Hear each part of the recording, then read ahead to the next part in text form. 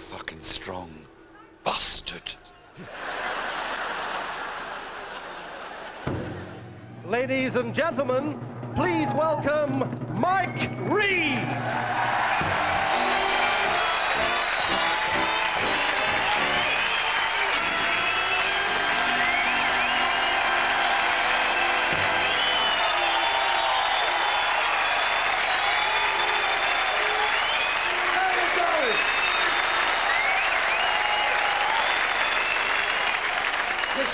Listen.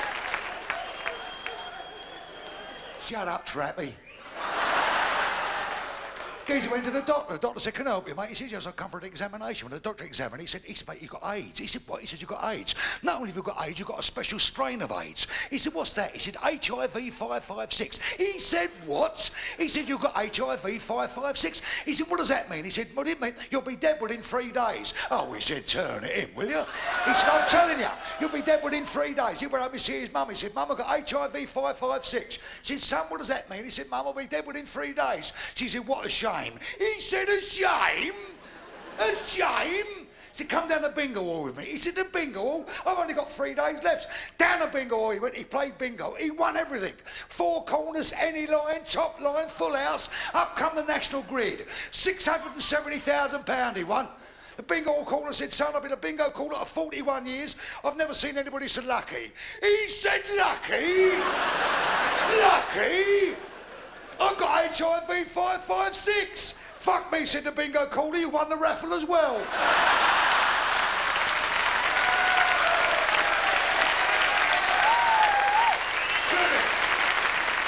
Trivia. Here we are, London Palladium. Greatest theatre in the world. Poxy dressing rooms, though. I've been in bigger women.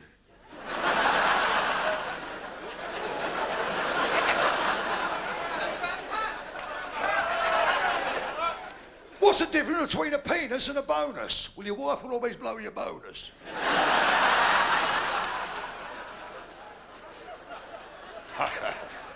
What do you call a dog with no tongue? Scruffy bollocks.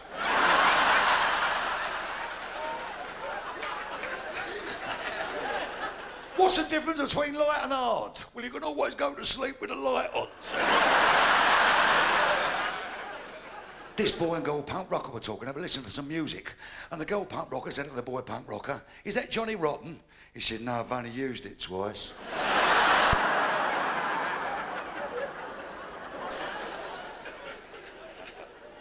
How do you make a woman moan after a man's had a climax? Wipe your dick on her curtains.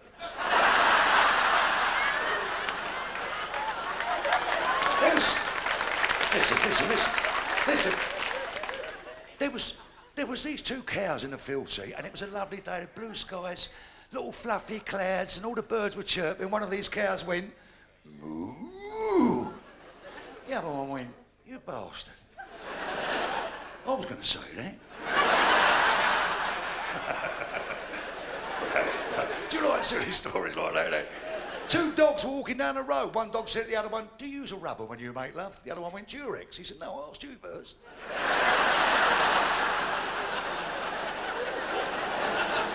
Listen. You haven't heard the O.J. Simpson case. His lawyer went up to the night. He said, some good news and bad news. He said, what's the bad news? He said, your defence lawyer, I'm giving it up. He said, your bank of rights guilty. They found your blood in the car. They found your blood in the hair. They found your blood in the gloves. O.J. said, Jesus Christ, what's the good news? He said, your cholesterol's very low.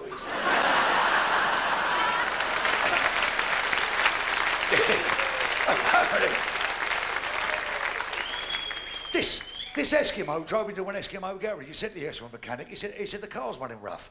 The Eskimo mechanic said, what's wrong with it? He said, I don't know. The Eskimo mechanic lifted up the bonnet. He said, I see the problem there. He said, what's the problem? He said, you've blown a seal. No, he said, it's frost.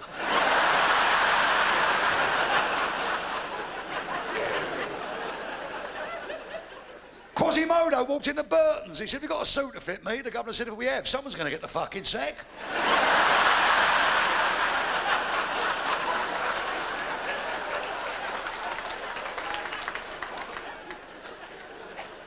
Quasimodo wanted his hump removed, so he walked in the doctor's surgery, walked up to the receptionist. The receptionist said, did you ring the bell? He said, don't take the piss, he said.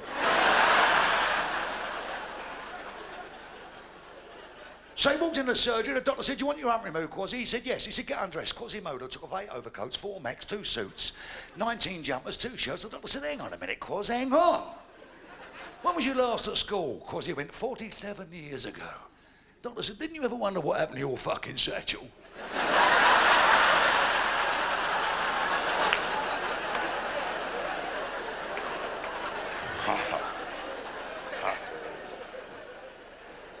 Anyway, I'm glad you're laughing. I don't know what I'm grinning about. I've got to go into hospital tomorrow. I've got to have a mole removed from the end of my dick. It's the last time I fucked one of them.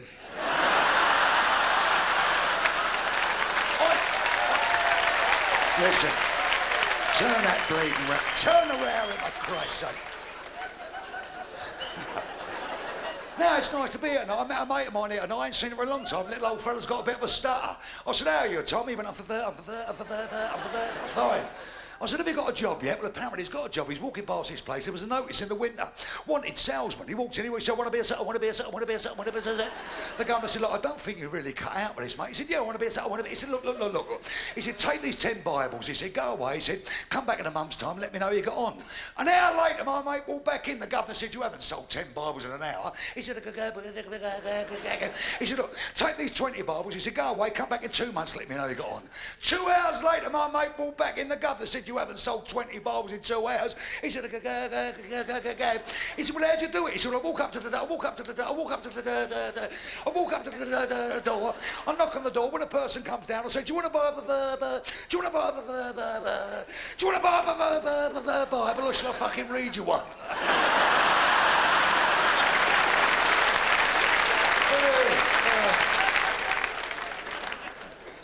Man, it's nice to hear people like Myla. Let's get rid of this bleeding jacket, for Christ's sake. Why don't you show us your plums and make us all laugh? I normally throw on a 4, but it's a present from the wife. I found it hanging at the back of the bed when I got home early last night. Yeah, nice to hear people grin, for Christ's sake. Oh, I mean, you must be like me, sick to death. Every time you go up in the morning, you open a paper, switch on the box, listen to the radio. There's aggravation going in every corner of this earth. It gets right up my bugle. And we're always involved. I mean, what was our last thing? Saddam Hussein, Desert Storm. Jesus Christ. Having said that, of course. That is one savage regime, Saddam Hussein. Look, if a man gets caught stealing that, they cut his right hand off, as you know. If the same man gets caught, they cut his left hand off. Only thing you can steal after that is fucking donuts.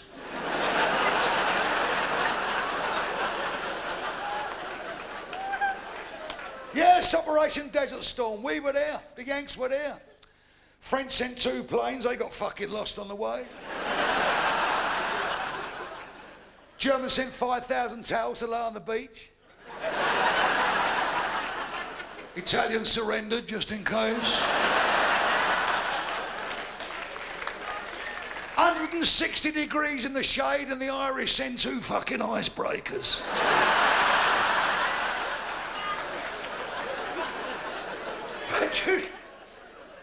Do you know what really incenses, man? It really gets up my bugle when they start making money out of glorifying war. I was sitting down the other day watching a bit of sport on the TV. I switched over to BBC Two, and that movie was on Zulu. A perfectly true story, as you know. 168 officers and men staved off 56,000, I repeat that, 56,000 Zulus. And you remember, the Zulus were taunting the Welsh Guards by banging their assegais on their shields. Hoya, hoya, hoya, hoya, hoya. And the Welsh Guards riding behind their bales of straw.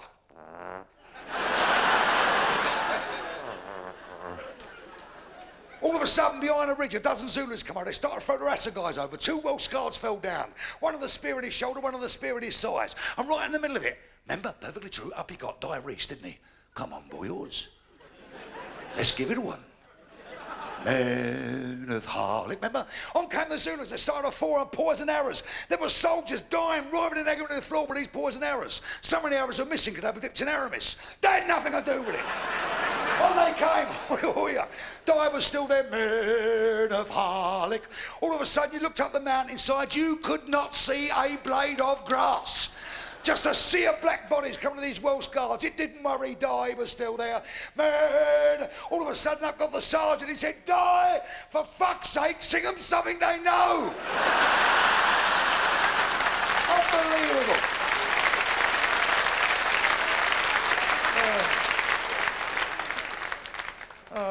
Jesus Christ. The army's not the same as it used to be, I'm sure. I know that I'm getting not young in years anymore, but I remember when I joined the army, going up to sign on and all that, going and sodding about, I went up for the medical. And there's about 4 or 5 geezers in front of me. The first one went up to the sergeant. I said, "What's your name, lad?" He went, "McCoy." He said, "McCoy, what do you do delivering, lad?" He said, "I'm a puff, sir." He said, "A what?" "A puff." "What do you mean a puff?" He said, "I work in a candle factory, sir. I puff, puff, puff, puff, puff, puff, puff the candle, sir." Oh, he said, "Oh, candle factory." "On your way, lad. Next one, what's your name?" He said, "McCoy, sir." He said, "What are you delivering, McCoy?" He said, "I'm a puff, sir." He said, "Another bleeping puff." He said, "Are you in relation to him?" He said, "No, sir." He said, "Right, lad. What, do you work in a candle factory?" He said, "No, sir, I work in a glass blowing factory. And I'm called a puff because I puff, puff, puff, puff, puff, puff, puff up the glasses." "Oh, I puff the glasses, all right." "Next, what's your name?" He said, "McCoy." "You bastard," he said. He said, "McCoy, what do you do for a living?" He said, "I'm a puff, you bastard, bastard," he said. He said, "Another puff, eh? You work in a candle factory?" He said, "No, I don't, you bastard," he said. "Do you work in a glass blowing factory?" He said, "No, I don't." He said, "What do you do then?" He said, "I'm the real fucking McCoy."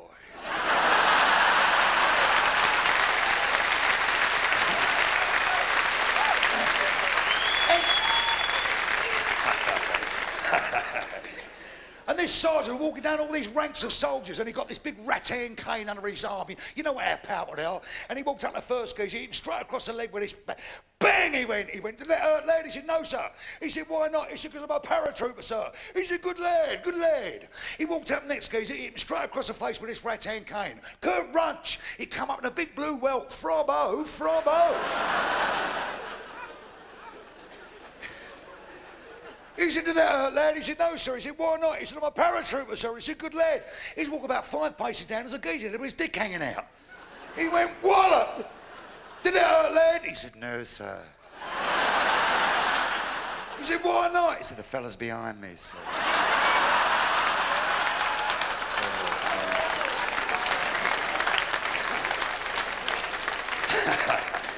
Let's see what sort of orders we've got. Listen. Geezer went on holiday. He come back off holiday. His mate's waiting for him at the airport. He said, "Oh, Tom, how are things?" He went, "I've got some good news and bad news." He said, "What's the bad news?" He said, "Your dog's dead." He said, "The dog's dead? What are you talking about? It's only a pup." He said, "Well, the horse kicked it in the throat." He said, "The horse kicked it in the throat? What are you talking about? What frightened the horse?" "Oh," he said, "The stables were on fire." He said, "The stables were on fire? And he just had them bleeding built. How did that start?" He said, "It was the smoke and flames from the main house." "Oh," he said, "don't tell me the bloody house has burned down. How did that occur?" He said, "A candle fell off your father's coffin."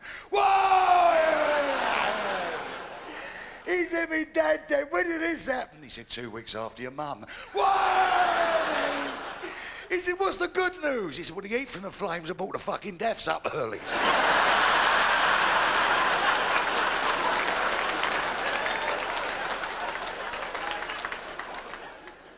Geezer and his bird went round to his mate's house, rung the bell, nothing. Rung the bell again, nothing. He said to his bird, "I bet he's bleeding forgot." He said, "You don't think so?" He said, "Yeah, I bet he's forgot." They both walked outside. He plunged his hands in his pocket, sat on the bloody wall. Half hour later, his mate turns up with his bird. He said, "Where you been, Dave?" He said, "What are you talking about, where have I been?" He said, "Where you been?" He said, "We're supposed to be going out at 7 o'clock. "Oh," he said, "Tommy, so I'm sorry I forgot." He said, "Yeah, you forgot." He said, "I'm sick and tired of you forgetting. All the boys are, and your mum and dad. What's the matter with you? Where you been anyway?" He said, "I've been to one of these clinics." He said, "What sort of clinic?" He said, "A clinic for improving your memory." "Oh," he said, "I'm glad you're doing something about it." He said, "Well, how do they do that?" He said, "It's all done by word association. You think of one word and it reminds you of another one." "Oh," he said, "Great. Well, you are doing something about it. That's it. What was the name of the clinic?" "Oh," he said, "Mark it." "Oh, 1 minute. Word association. That's right. What's the name of that flower with a long green stem with all thorns coming out of it and petals at the end?" He said, "A rose." He said, That's right. "Rose, what was the name of that fucking clinic?"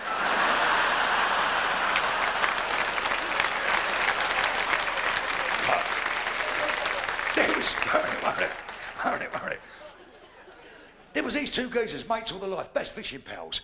They haven't seen each other all season. They met right at the back end of the season. He said, "Charlie, how are you?" He said, "I'm all right, Tel." He said, "How was your season?" He said, "I had a real trumpy season, but I got to own up." Right at the end of the season, he said, "I caught the biggest pike I've ever seen in my life." He said, "Great, how big was it?" He said, 12 foot long. "Oh," he said, "turn it in, will ya?" How much did it weigh? He said, half a ton. Oh, he said, what you got me down as, some sort of pilchard? He said, it was half a ton. He said, how was your season anyway? He said, I'm glad you've asked me, innit? He said, me and the boat boys went out boat fishing. He said, I got stuck into something. He said, what was it? He said, I'm going to tell you. He said, I couldn't get it off the ground. He said, so all the fellas went to the back of the boat, and it took me 4 hours to get it to the surface. He said, what sort of a fish was it? He said, funny enough, it wasn't a fish. It was one of these lanterns off the back of an old Spanish galleon, and it must have been lying in silt for centuries because it was in pristine condition. So much so, the candle was still alight. His mate went, turn it in, will ya? He said, all right, you knock 6 foot off your fish and I'll blow the fucking candle out.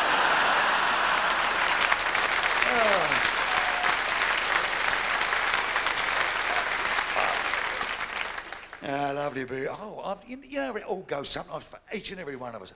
I've had 3 real trumpy weeks. Started off about 3 weeks ago Wednesday. I finished work and I'm going home and I fancy a Chinese. So I've gone in a Chinese, so I said, give us number 3, 14, 18 and 64, pal, will you? He said, how much is that? I said, you know, boom, I'll give him the money. So he went, what do you do for a living? I said, what? He said, what do you do for a living? Oh, I said, I'm a comic. And it's like, anybody you tell me you're a comic, oh, tell us a gag. You know, he's done the same thing. You told me a joke. I said, what? I said, you tell me a joke. As you said that, the bleeding frying pan went boom. I said, your pan's on fire, pal. He said, what? I said, wok. He went, oh, who there?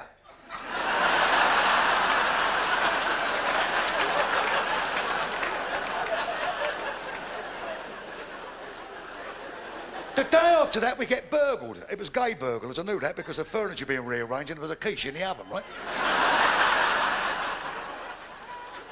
So on the Friday, I'm sitting down indoors, I'm reading Salman Rushdie's new book, Buddha's a Wanker.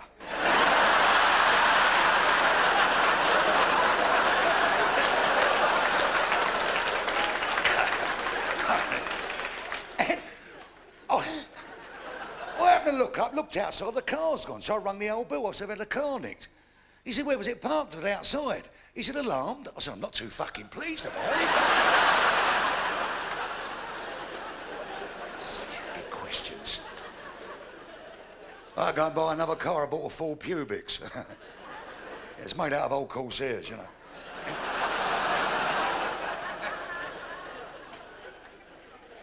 And I've got to own up, we've all got idiosyncrasies and we've all got, you know, disciplines. And one of my disciplines is I never ever drink before I work. But afterwards, you know, I love a glass of terps, right? So I'll finish the show. Listen. So I finished my show, fancied a drink. I've had a few, and all right, own up time. I've gone over the top, right? I'm going home, it had been raining just before my house at a big roundabout. I've come up to the roundabout, put the foot on the anchors, it's gone to a 4-wheel skid, hit the roundabout side on, rolled over about 8 times, flattened the bus stop, right? Landed upside down on its roof under a lamppost. Up come this copper. He went, are you drunk? I said, of course I'm drunk, I'm not a fucking stump man. What's the matter with it? Unbelievable.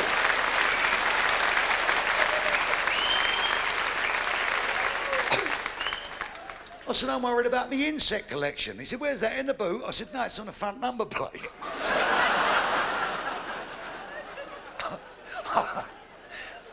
I went out again, I bought another car. I bought a Skoda 16 valve.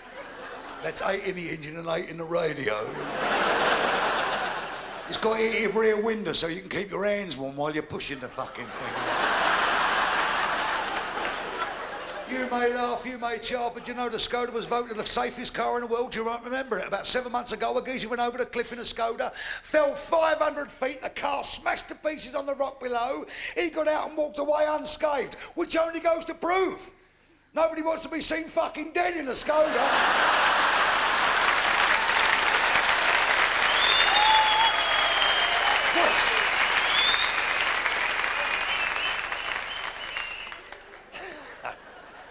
What's the difference between a Skoda and a Jehovah's Witness? Well, you can close the door on a Jehovah's Witness. What's the difference between a Skoda and a sheep? Well, you feel less embarrassed getting out of a sheep.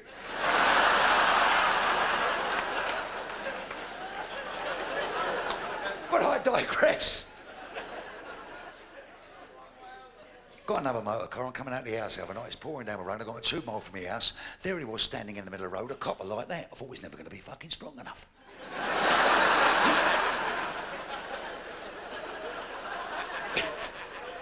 He's hit the bonnet. He's bounced off the windscreen. The rain's running on his face. He looked up at me. He said, "You're a silly boy, aren't you?" I said, "I ain't fucking laying out there in the rain." Oh! He'd gone up, dusting himself off, walked over, put his head through the window, which made me laugh because it wasn't open at the time. And then I asked him ridiculous questions. He said to me, "Are you the driver of this vehicle?" "I'm on my own." I said, "It's automatic, but I fucking got to be here."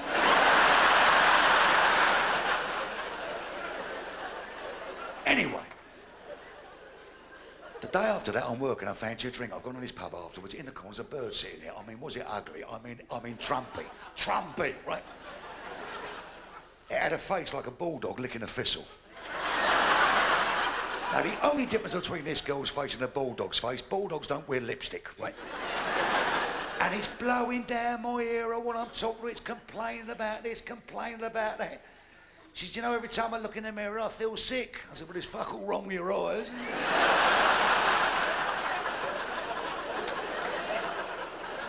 So I'll give it a tug by using the old thing, right? I went, "How would you like to see the soles of your shoes in my wing mirrors?"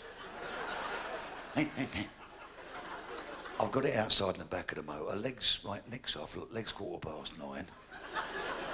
And I'm singing the old love song to her as I'm doing the business, right? Oh, Rudolph the Red-Nosed Reindeer. Listen.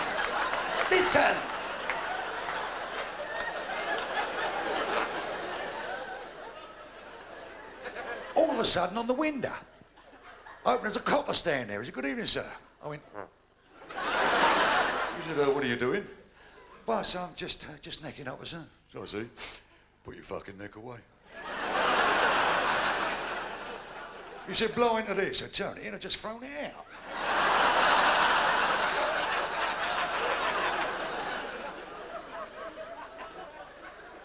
He looked at the girl, said, "Rather an attractive young lady. As a matter of fact, I'm feeling a bit horny myself tonight. If I'm next, I won't nick you." I went, "What are you worried about?" I said, "Never fucked a copper before."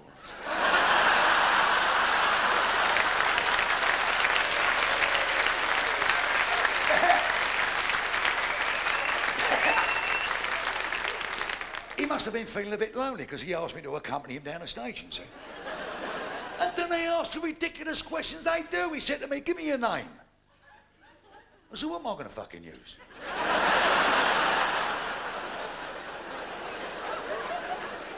He said, "Have you got a police record?" I said, "Yeah, I got Walking on the Moon."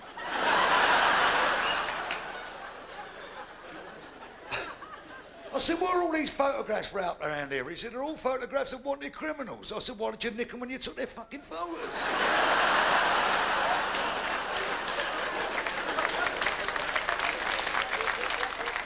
Do you hear about the copper that found the dead horse in Piccadilly? He couldn't spell Piccadilly, so he dragged the fucking thing to Soho to report it.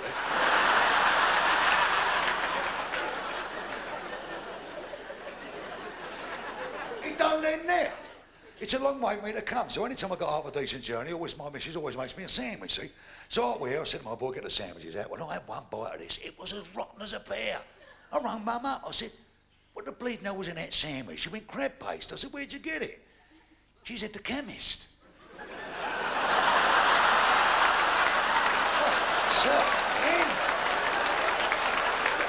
God help us. Anyway, I'm still hungry, right? So we pulled up and gone on one of these little thieves, right? Now.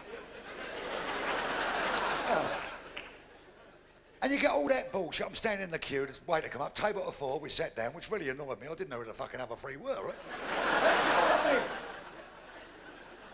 Halfway through the meal, the waiter come over. He said, "Everything all right?" So I said, "No, it ain't." He said, "What's wrong?" I said, "I can't sell my house." Anyway. So, when the meal was over, I'm sitting there having a snout, you know, I'm watching the traffic in the car park. All of a sudden, in he came. He must have been 22 stone. Long, greasy hair, big, scraggly beard. He had tattoos all over him. Hate, hate, hate, hate, hate, hate, hate. Mother. He said to me, "You're Mike Reed, aren't you?" I went, "Yeah." "Yes, I thought so. Gives a push." Yeah, I went, "All right." We went outside, and he sat on a swing.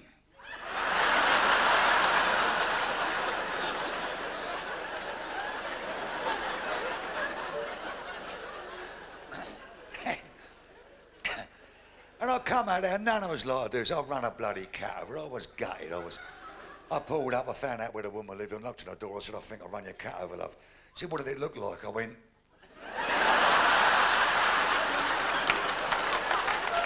She said, "No, what did it look like before you run it over?" I went...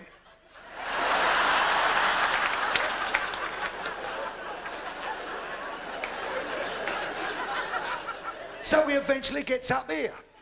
I've got £5 on me, so I thought I'd book in an hotel. What a night. I thought it was going to be a posh place, because when we walked in, there's two fellas in the corner playing shove excess. So, listen, will you listen, for Christ's sake? I've gone upstairs. What a small room. I mean, tiny. I put the key in the lock and broke the fucking window.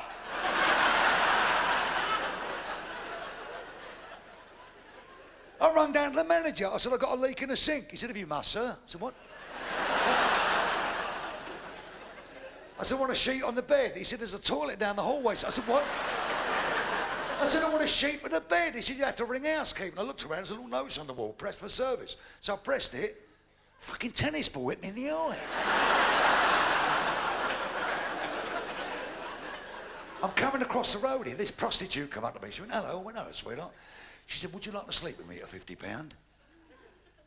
Well, I said, I'm not all that tired, but I could do with the money, you know.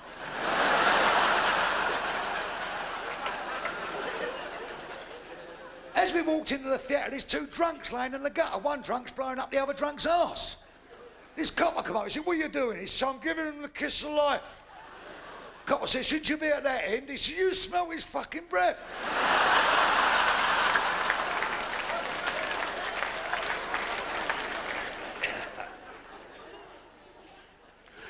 The Queen's going around a hospital. She come up to a fella in a bed. She went, "Hello, my man, what's wrong with you?"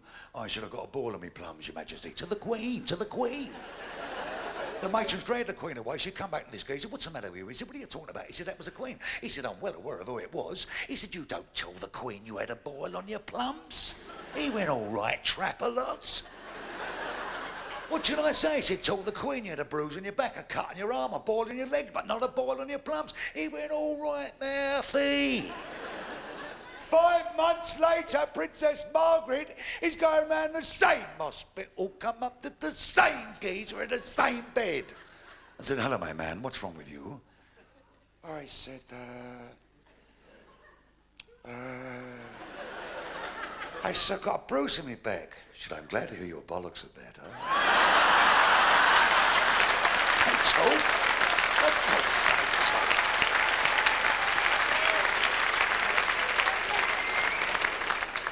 Yes. See that? My foot moves and his mouth works. Two fellas been out drinking all night. They finish their drinking, they're going home. They pass this great big house. On this lawn, a huge lawn in front of this great big house. And on this lawn, there are two dogs at it. One geezer said to his mate, he said, "That's the only way to make love to the old woman." He said, "What way?" He said, "The way them two dogs are on that front lawn." He said, "You never made love to your wife that way." He said, "What are you talking about, you melt? What are you talking about? It's the best position to go in. She kneels over at a 45-degree angle. I sit behind her. We can both watch TV at the same time." Well, he said, "I've been married 9 years and I never made love to my wife the way their two dogs are on that front lawn." His mate said, "Get home tonight, give the old woman a couple of martinis. You're bound to be on the firm." He said the following morning, he said, "How'd you get on?" He said, "Fucking delightful." All night long, bunches of that. He said, "The only thing that took 10 martinis, they're 10 martinis, why was that?" He said, "I don't know, she was quite willing to do it after 2, but it took another 8 to get her on that fucking front lawn."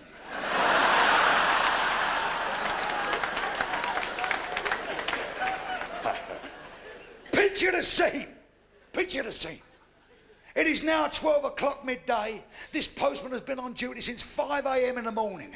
And it is pissing down with rain and it's blowing a gale when he's got his last letter left to be delivered 2.5 miles down this country road to this little country cottage. There he was, bent over at a 70-degree angle into the teeth of this gale. The rain's running down his neck. He eventually gets to this little cottage, opens up the gate, turns around and closes it. As he turns back again, there's 2 great paws in his chest with his Rottweiler snapping at his throat. Did his bum go boo or what? All of a sudden the window opened, this little grey-haired old woman stuck her head out the window. She said, "Don't worry, darling, it's all right, sweetheart, it's all right. Kick his balls." He went, "What?" She said, "Kick his balls," he likes that. Well, this postman had on regulation Dr. Martens. Size 14, 18 lace holes, steel toe caps, Cantonar studs. He went wallop. This Rottweiler went, ho.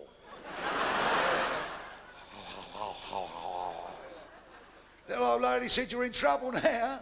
He said, "Why is that?" So I meant his balls on the lawn.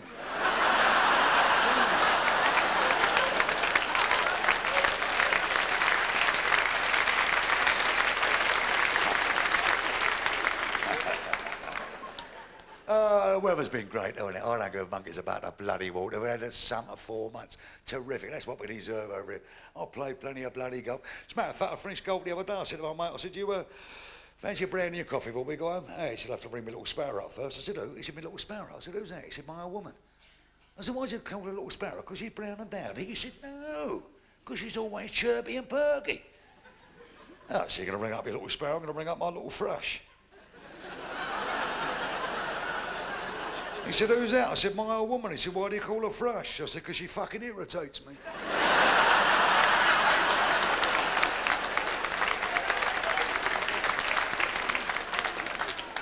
It was her birthday last week. I said, "What do you want for your birthday?" He said, "I want a divorce." I said, "I weren't thinking of spending that fucking much." And I tried to make up for it. I swear. I went home the following day with a big bunch of flowers. She went, "I suppose I've got to open my legs for them." I said, "You got a vase?"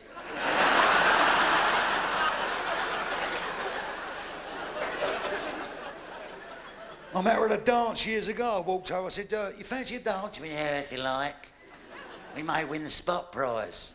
It wouldn't surprise me, you're fucking covered in them. So there we was. She went, "You smell nice, what you got on?" I said, "I got hard on, but I didn't think you could smell it."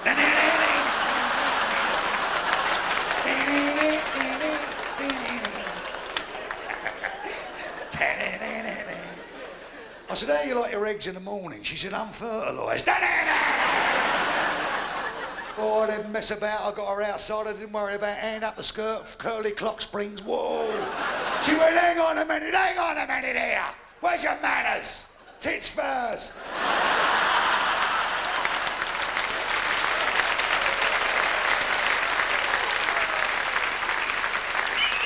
I got her outside. All of a sudden, the fence went over. A geezer came out. He said, "You broke my fence. That cost you £20. I said, "I'm only paying a tenner. I was fucking pushing the other way."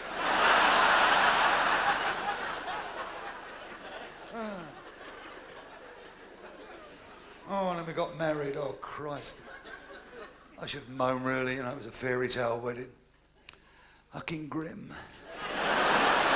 Oh, and the honeymoon, man. The honeymoon was a total disaster.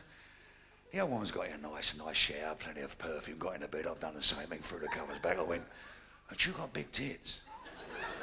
She said, "What?" I said, "You got big tit things in it." She went, "This is the first day of our wedding life." I said, "I know that, darling." She said, "If you think for 1 minute you're going to speak to me for the rest of your life like that, you're mistaken." I said, "Wait a minute, sweetheart." She said, No, outside." I said, "What do you mean? Outside is wedding." I'm standing out the balcony, freezing me plums off. All of a sudden, 2 doors down there opened up. A geezer come out. I said, "You all right, mate?" He said, "No, I bleeding ain't." I said, "What's the matter, son?" He said, "I'm on my honeymoon." "Yeah." I said, "I know you, Phil. What are you doing out here?" He said, "Well, the old woman's getting undressed, just took her knickers off, and since you've got a lovely big arse, and she's thrown me out." 9 doors up there opened up. I said, the geezer come out. I said, "I bet you put your foot in it." He said, "No, but I fucking could have done," he said.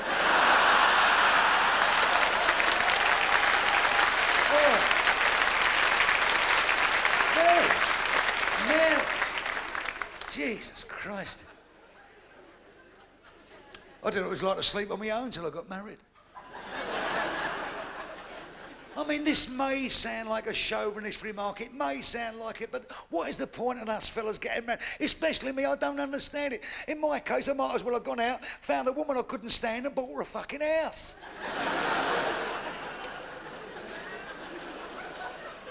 I mean, I've got to own up time coming up. You know, about a few years after the marriage, the sex was great. I said to my woman one night, you fancy doing the wheelbarrow position? She said, what? I said, we do the wheelbarrow position. So how'd you do that? I said, well, you take your clothes off, you lay face down on the floor, I'll pick you up by your legs, and I go... She went, all right, but for fuck's sake, don't push me past me mother's, will you?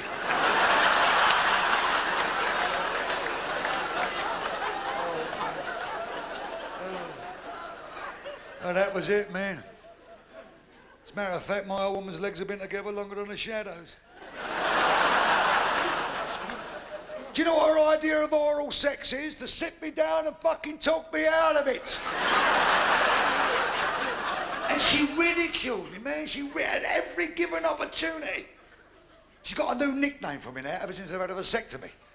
She's named me after a bottle of sherry. Said to me the other day, oi, dry sack.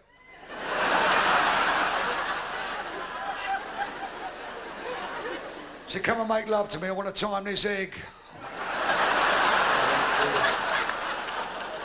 And I fucking hate runny eggs too.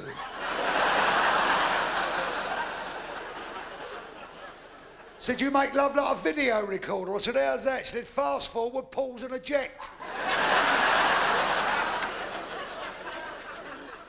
And it's not for the want of trying. I keep trying to liven it all up. I said to her last week, I said, you know, darling, why don't we try a different position? You know, like, you know, to liven our love life up. She said, well, what are you going to do? I said, well, we can do it back to back. She said, how are we going to do it that way? I said, we get another couple in.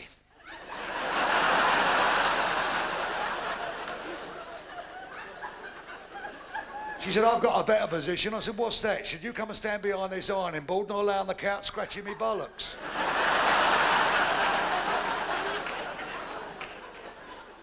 I went to the doctor's last week. I said, Doc, I think the wife's dead. He said, what? I said, I think the wife's dead. He said, what makes you think that? I said, well, the sex is still the same, but the washing's piling up.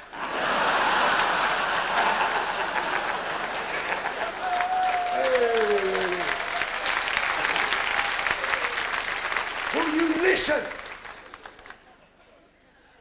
The young woman went to the doctor's last week. The doctor said, can I help you, Mrs. Reed? He said, yes, doctor, I've come for an examination. I've got a slight problem. He said, what is the problem? He said, well, the baby's got a little infection in the corner of his mouth. The doctor said, was the baby breastfed or bottle fed?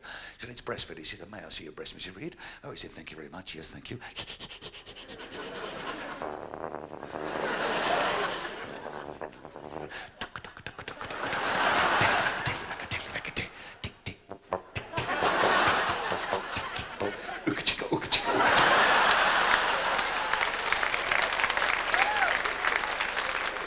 Listen, I'm not embarrassing you, Mrs. Reed. No, it's rather nice, actually, doctor.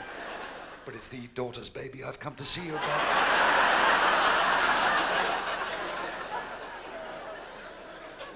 And when she come out and said, while I was at the doctor's, they give me a thorough examination. Here I got breasts, legs, feet, and ankle of a 17-year-old girl. I said, yeah, what do you say about your big fat arse? So we never fucking mentioned you once.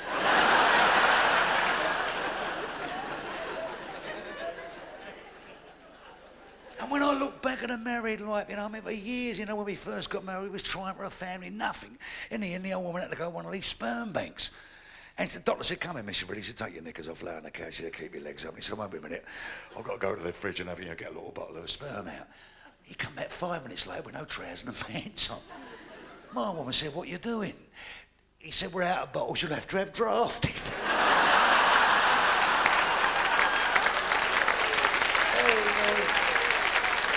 see, the problem with marriage to me is always the same. It's a ridiculous statement, if you will, because I'm one myself in-laws. My mother-in-law is an 18 carats, 100% rat bag. I know I've said it before, I make no excuses. 32 stone the woman weighs. No matter where you're sitting in the room, she's sitting next to you. Ooh. First time my father-in-law wanted to give her one, he climbed on top and said, can I switch the light off, love? I said, it's why? He said, the bulb's burning my fucking ass. I was telling you before, it's true. It's true. And he's getting worse, the father-in-law. He's thick as two planks, and the older I get... Listen to this. He's walked in the other night with a handful of dog's crap, a handful of it, and said to me, look at how I nearly stood in.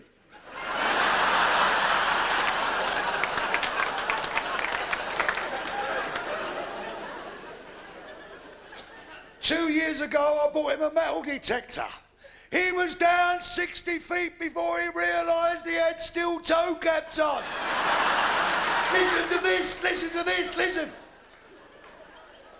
He went for a sauna the other day, walked in his shop, took his clothes off. When the steam cleared, he was in a fish and fucking chip shop.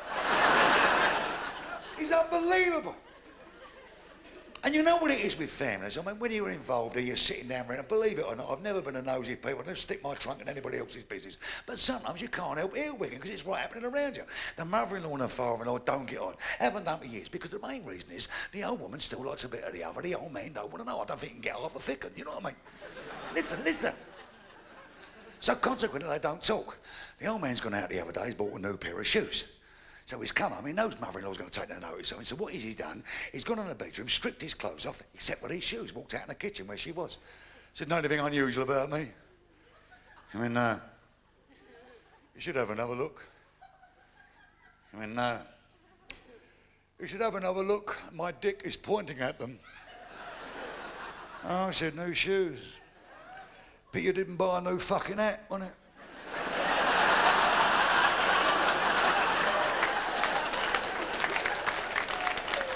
He's murder. He's mad, and the stories go back for years since he was a bloody toddler. It never... I'll give you an idea. When his first daughter was born, he was in the hospital waiting for the baby to be born. Out come the nurse with a black baby, obviously a mistake. Said to my father-in-law, is this yours? He said, I suppose so. She burns every fucking thing. I mean it.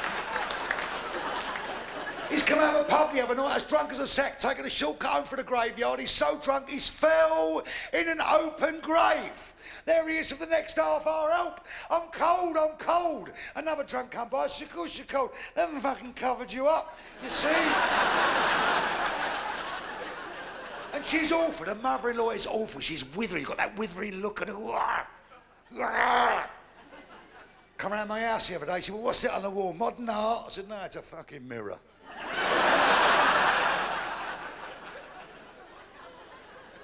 And I'm a lucky boy. That's not a facetious statement. I mean it with great sincerity. I really am. I've got a little cottage. I live in the country in the middle of a tiny little village. We've got a local pub called the Cricketers. The governor's name is Graham, who's in it tonight. Son, where are you, Gray? Here he's in it tonight. There, Graham down there. Lovely man, nice bit of entertainment. On the odd occasion, we all get going there. Game of darts, game of pool. Thoroughly enjoy it. As I say, on the odd occasion, Graham gets a bit of entertainment in there. Last Saturday night, there's a bit of entertainment. I'm not working. We're all in there. Kids, in-laws, outlaws, everybody's there.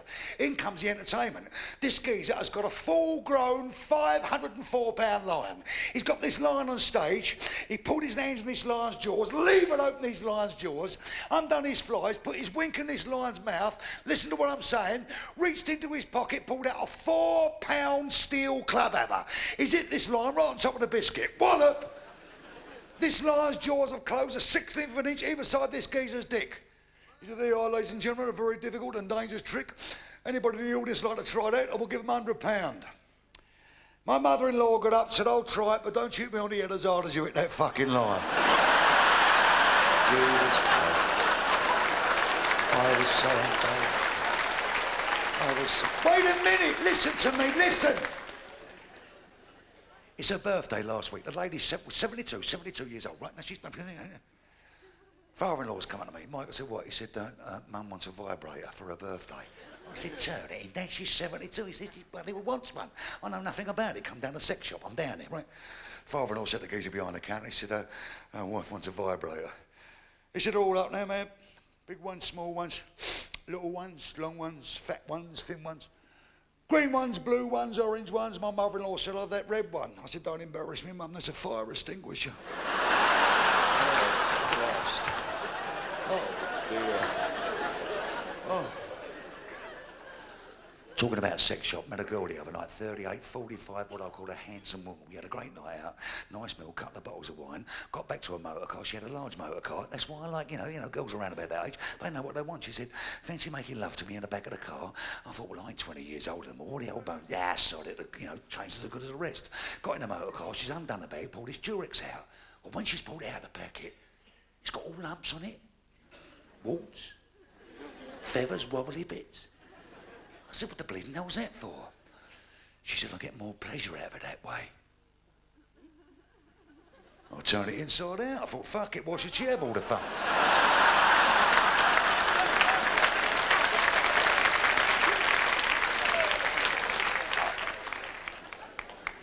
Geezer walked in a restaurant, he went up to a fella, he said, don't I know you, mate? He said, no, I don't think so. He said, yeah, aren't you John Barnes of Liverpool Football Club? He said, yeah, as a matter of fact, I am. God, he said, I'm so pleased to meet you, I really am. Do you know Ian Rush? He said, what are you talking about? Do I know Ian Rush? I train with him every day. I play football with him every Saturday. He's one of my best mates. Oh, is it really? Why did you pass him the fucking ball then?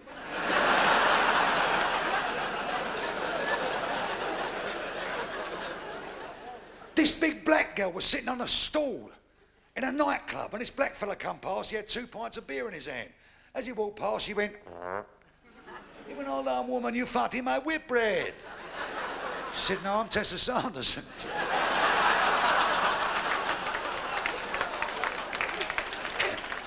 A fella walked into a religious instruction shop. As he walked in his shop, there's a black geezer behind the counter. He said, could I have that lithograph of the Lord's Prayer, please? He said, okay, man. He said, how much is it? He said, £48. He said, there you are, son. Black fella said, do you want it wrapped? He said, yes, please. He went, oh, the Lord is my shepherd. I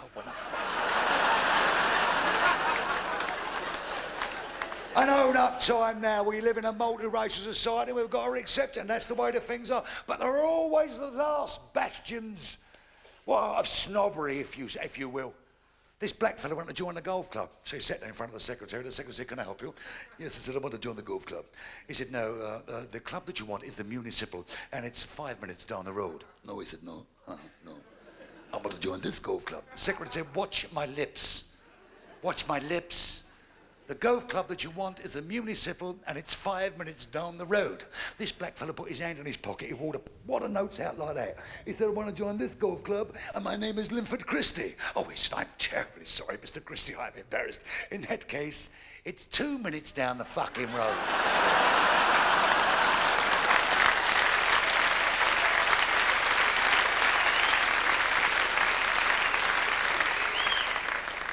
I would imagine it must be very obvious, you ladies and gentlemen, listen to me talk. I come from a working class family. I was born in the East End of London, British sector.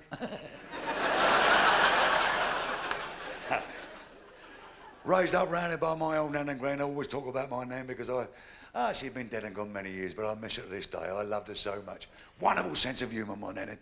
She walked through in a bleeding ironmonger's once. She said, can I have that picture frame? The geezer went, do you want a screw for it? She said, no, but I'll give you a blowjob for the toaster. She had that, you know what I mean? That homely sense of humour. Oh, yes, she was funny, draws a bone.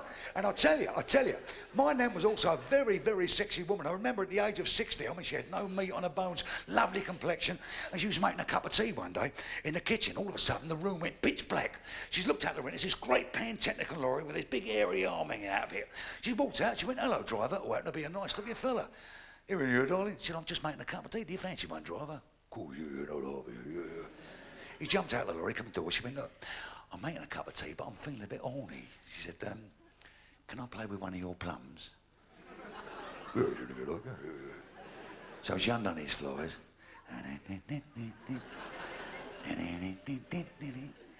She said, you like that driver? Cool. He said, it is absolutely delightful. I said, can I play with the other one? Yeah. He said, go on, help yourself. How's that, driver? He said, that's unbelievable. She said, good. Well, don't fucking park there again.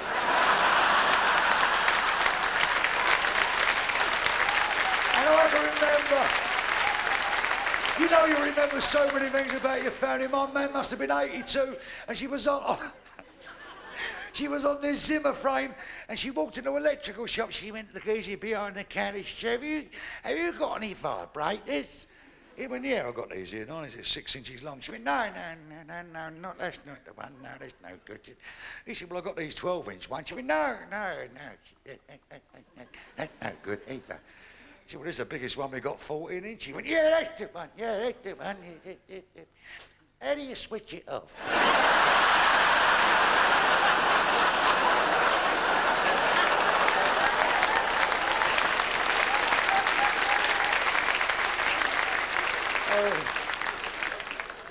But a lot of people were testifying it. I know in them days there was no money about. My old nan didn't go anywhere.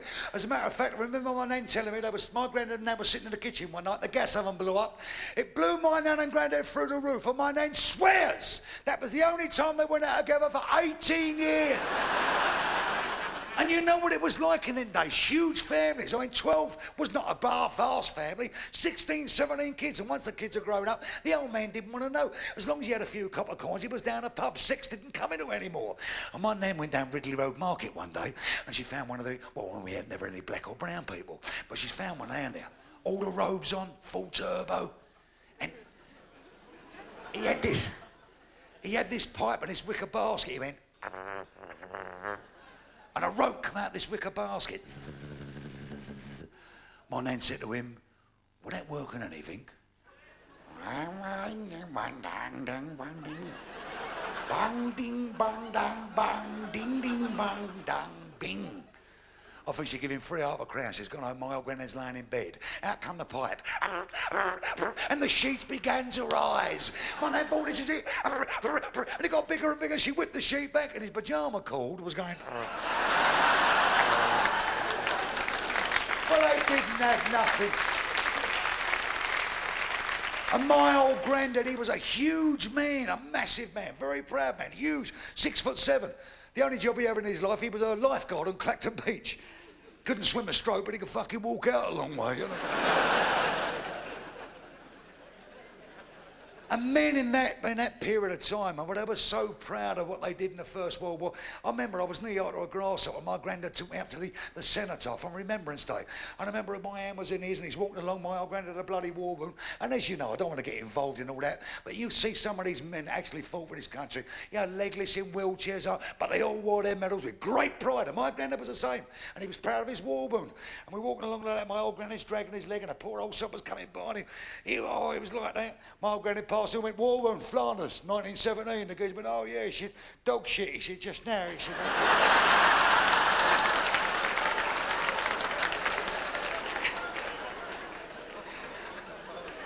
Oh, but he had a great sense of humour. He was dry, because if you remember, there was among my age, people in them days, there were so many characters about. He didn't have to come to London, any big town, there were lots of characters. My granddad was a character. He was talking to this Yank once, he said, Yank said, hey Charlie, he said, what's that building up there? My old granddad said, it's an hospital, son. He said, you know, back home in the States, we've got them 10 times that big. My old granddad said, I ain't surprised, son, it's a fucking mental hospital. Yeah. He said, now just hold on a minute here, Charlie. That's a little unfair. America's a big place. We've got a place there in America called the Grand Canyon. You stand one side, you shout across, it's 3 days before you get the answer back. My old granddad said, I know what you mean, pal. We blew the bugle in 1939. You never fucking heard it in 1941. Yeah. Oh, listen. My granddad was walking down the road one day. He's come round the corner. He's confronted by this huge funeral. And this funeral was being led by this great big Rottweiler. And it was all drooling at the mouth. It had them big spikes round its neck. And behind the bleeding Rottweiler was 6 guys carrying this coffin. And behind this coffin was 894 men, all in black with the black ties. My granddad said to the geezer, he said, what's going on? He said, it's my wife's funeral. Oh, he said, oh, mate, he said, I'm sorry. He said, I didn't realise. Your wife's funeral? He said, yeah. He said, what happened? He said, well, he said, the dog killed her. He said, the bloody dog killed her? What happened there? He said, well, it's my third wife. He said, and everything goes all right for a little while, and as soon as the wife starts moaning, the Rottweiler leaps and rips the throat out. My grand said, couldn't borrow that dog, could I? Fella said, get back in the fucking queue.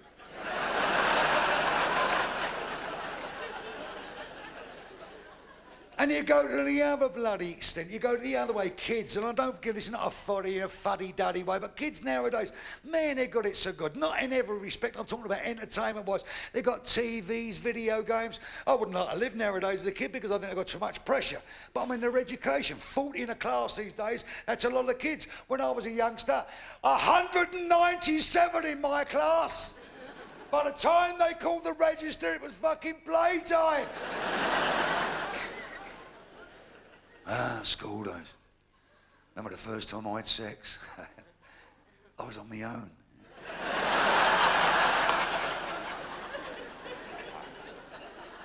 And there was no money about. I remember my old man saying to me, what do you want for your birthday, son? I said, well, as a matter of fact, Dad, I've seen a bike in the shop down the road. It's £10, 12 and 6.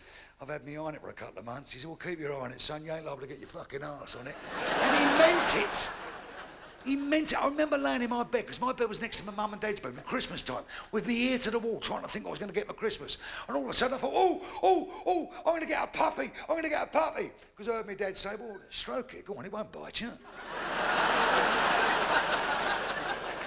Then I thought, no, I'm going to get a bird. I'm going to get a bird. Because I heard my mum say, don't let it fly all over the sheets. Catch it in your pyjamas.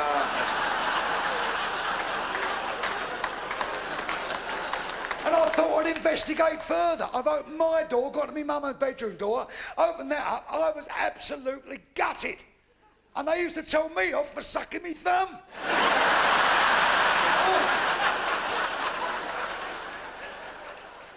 One of the great things I've found in life, and I say this with sincerity, being a granddad, man, that's bloody wonderful. I'm talking about all you young fellas out there with families. You know, you still got fire in your belly, you're out there earning your money to keep the family, and you still like to go out over your pint. And so what I'm trying to say is, you miss that wonderful transitional period from a baby in arms to when they start to grow up. That's the great time. But fortunately, if you become a granddad, life gives you a second bite of the cherry. Because as a granddad, you can pour that love and attention. I'll give you an idea. This old granddad in Germany, he's got his grandson on his lap, and they're going through a photograph album. Isn't this my grandson? Is when I was in the German army. He said, is that when he was a Nazi, Granddad? He said, I was never a Nazi. Never a Nazi. He turned over. And this, my grandson, is when I was in a tank regiment in Romania. He said, is that when he was a Nazi, Granddad? He said, I was never a Nazi. Never a Nazi. He said, and this, my grandson, is when I was at a Hitler rally. He said, is that when he was a Nazi, Granddad? He said, grandson, I was never a Nazi. He said, but Granddad. He said, you're doing that. He said, yes. So what's the reason for this? On this particular occasion, Hitler was saying how Germany would be the greatest nation in the world. We would rule the world. And all we had to do was work 18 hours a day with no tea breaks, no lunch breaks, and no money. And all I said was, here, hang on a fucking minute. And will you stop that? Listen. And I guarantee you, anybody that's got, kids out there, if they're left home or they're teenage, at some stage in the game, whether it be male or female, I've dropped you in the cart. Guarantee it. My wife's sister, Margaret, used to stay with us all the bloody time, weekends. And my mate was going to the bathroom one day where my missus was. He said, Mummy, why has Daddy got two winkles? She said, I only got one, darling. He said, no, he's got two. She said, don't get upset, darling. What are Daddy's two winkles?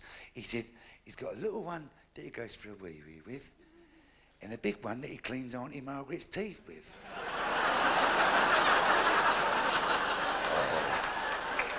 Oh, Scotty beat me up, for Christ's sake. Oh, man. There's a fella running down the road. The geezer said, where you going, mate? He said, a lion's escaped from the zoo. He said, what way did it go? He said, you don't think I'm fucking chasing it, do you?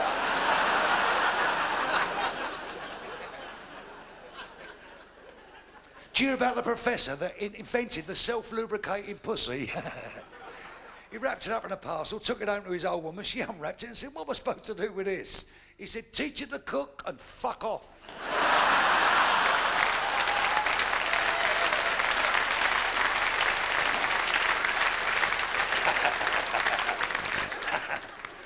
This duck booked into an hotel with his bird. They've gone upstairs and the duck rang a receptionist. He said, can you send up a Durex?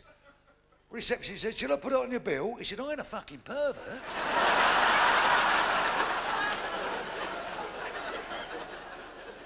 There was this German-Japanese fella in a paddy talking about technology. All of a sudden, they're talking, the phone went. This German took a pen out of his pocket and went, "Hello, Berlin, yeah. Danke, yeah.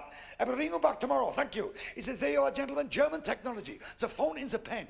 As he put it away, the phone went again. This chap took a tooth out. "Hello, Tokyo. Hi. Hi. Said, "Yeah, gentlemen, Japanese technology, phone in tooth." Paddy went, "Hang on a minute. I got a fax coming through."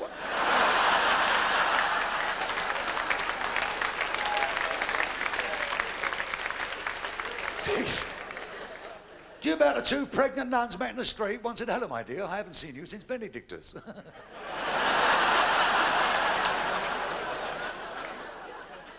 you about the monk who caught his dick in a bell rope and told himself off? No. Do you know what? This...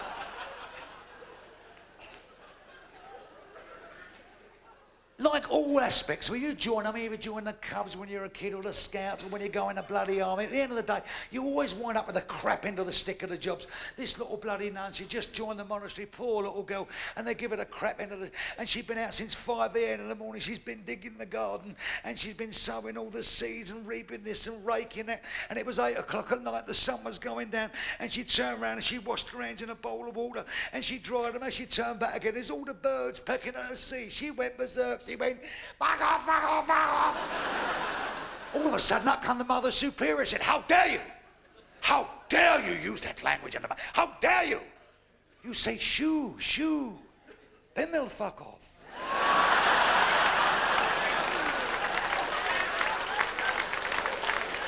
Ladies and gentlemen, I'd like to thank the band. Thanks. You know...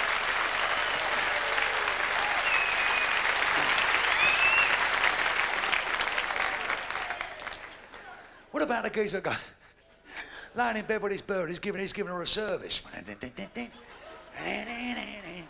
She went, "I'm kinky." He said, "So am I." She went, "Squeeze me boobs, squeeze me boobs." And I squeezed a little bastard. She said, "Bite the nips, bite the nips." "Get the cheeks of my arse, pull them apart and slap them." So it's come out. He said, "Not surprised, I've forgotten what I was fucking doing."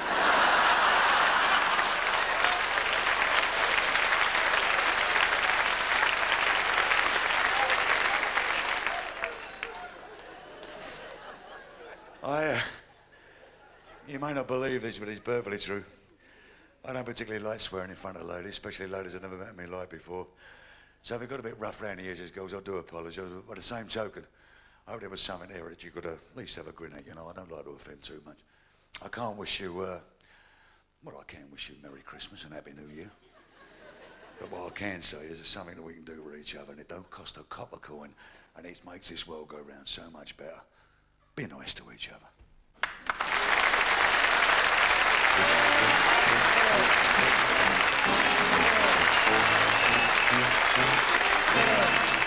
Pack up all my cares and woe. Here I go, singing low. Bye, bye, bye, bye, blackbird. 'Cause where somebody waits for me, sugar is sweet and so is she. Bye, bye, bye, bye, bye, blackbird. Hey, no one here can love or understand poor me. Oh, what hard luck stories they all hand me. Light my bed and light the lights. I'll arrive late tonight.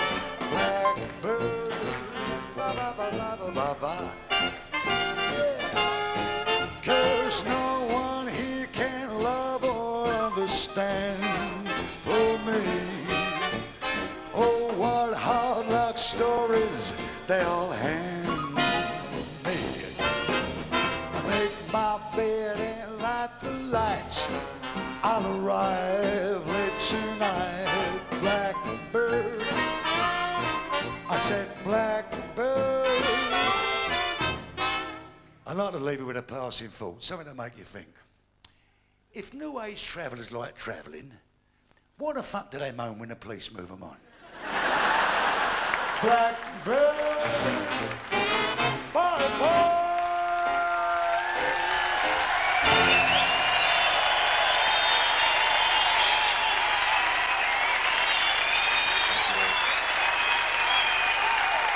Thanks for coming down.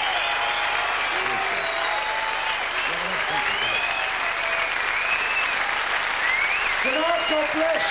Thanks for coming down, darlings, and mind that you're dry.